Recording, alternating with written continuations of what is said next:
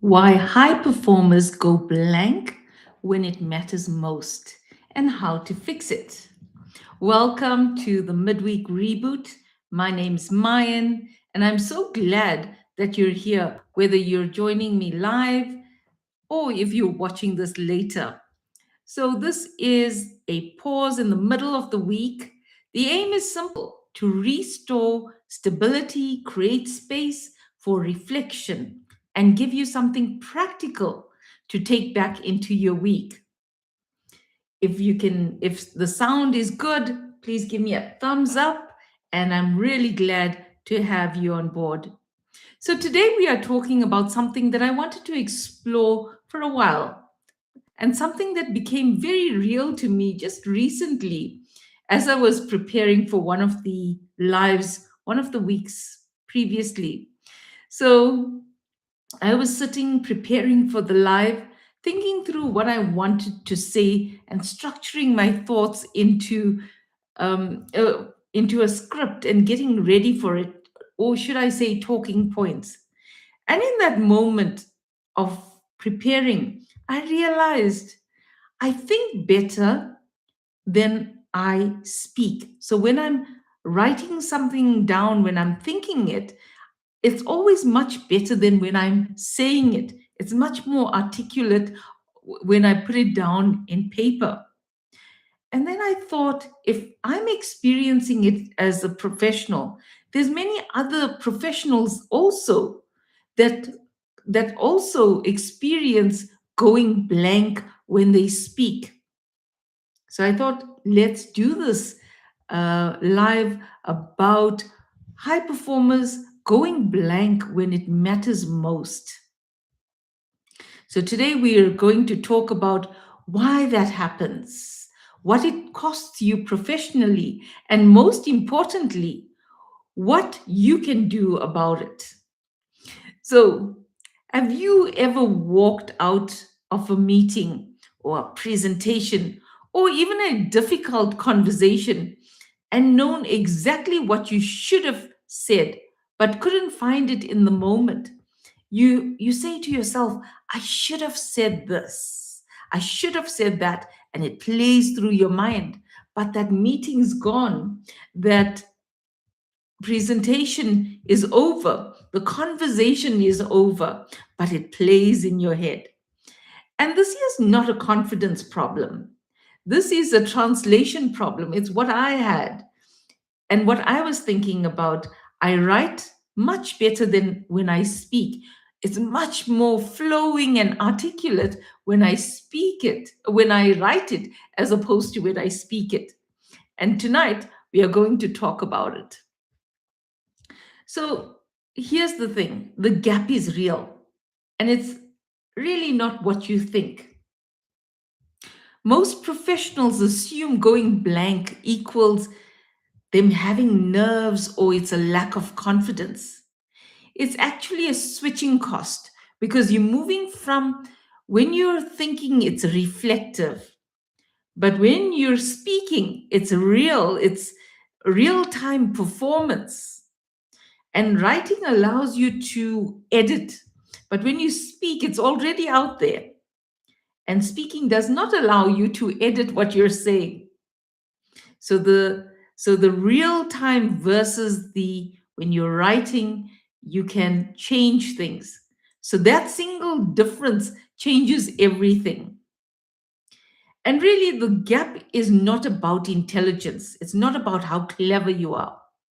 Some of the sharpest thinkers, and I'm going to go through this just now as well, some of the sharpest thinkers in any room are the quietest. And this is far more common than anyone would like to admit. And I recall, as I speak about this point, I recall one of my seniors when I was just early in my 20s, I think. And he used to be the quietest person in the room. Everybody would talk in a meeting and they'll contribute. And when he spoke, everybody kept quiet and they listened because when something's spoken by him, they know it's going to be a game changer. It will give them the right direction. So when he spoke, everybody listened. He didn't speak a lot. And that stuck with me because that's how you become an effective person as well. You don't need to be the loudest person in the room. So, my question to you, and you can drop it in the chat, where does this happen most to you? Do you go blank in meetings, presentations, difficult one on ones, or somewhere else entirely? Drop that into the chat. I'd love to hear, where do you experience the situation where you regret not having said something, or the thought comes to you only afterwards? I should have said this, I should have said that.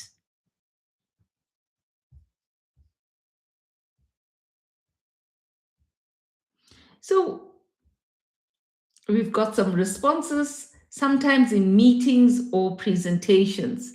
Yes, exactly. Because what happens? You're being put on the spot to respond, especially when you're asked questions as well on the spot.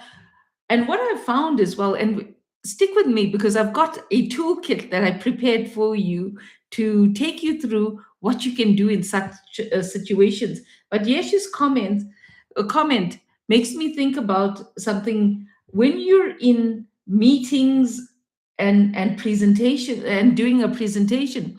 What I've observed people do, they won't take one question in and answer it. They'll take about three questions in, they'll write it down, and that also gives them time delay to actually respond to it one by one, as opposed to just taking one at a time and responding to it.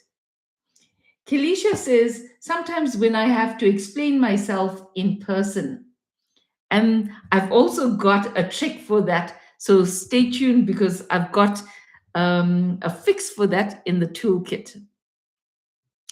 So, what is actually happening in the moment? You are thinking and also monitoring at the same time.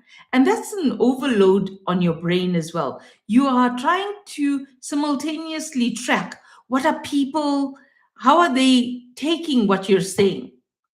So what you want to say, how is it landing with them? Their facial expression, their are they engaged or not engaged? Are you going to sound credible?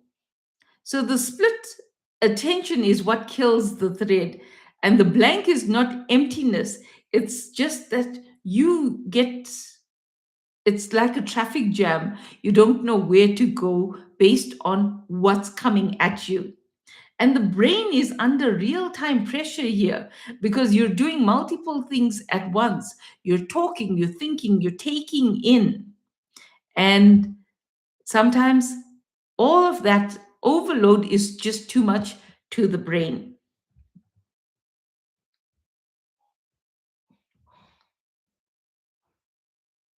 So, and here's my question to you, it's quite interactive. I've got questions lined up for you. So, um, my next question, when you go blank or you lose your thread, what does it feel like for you? Do you over explain? Do you go quiet? Or do you say something softer than you meant to? Drop it into the chat. Personally, what I do is sometimes I over explain and I go into a tangent and just give give examples or try to over explain. I don't go quiet, and yeah, that's how I react if I lose my thread and my train of thought. Sometimes, and the response here from Yesh is, sometimes I forget the words I want to use. Yeah, that's also, I can relate to that. Are you losing your words and then it's at the tip of your tongue, but you can't just get the right words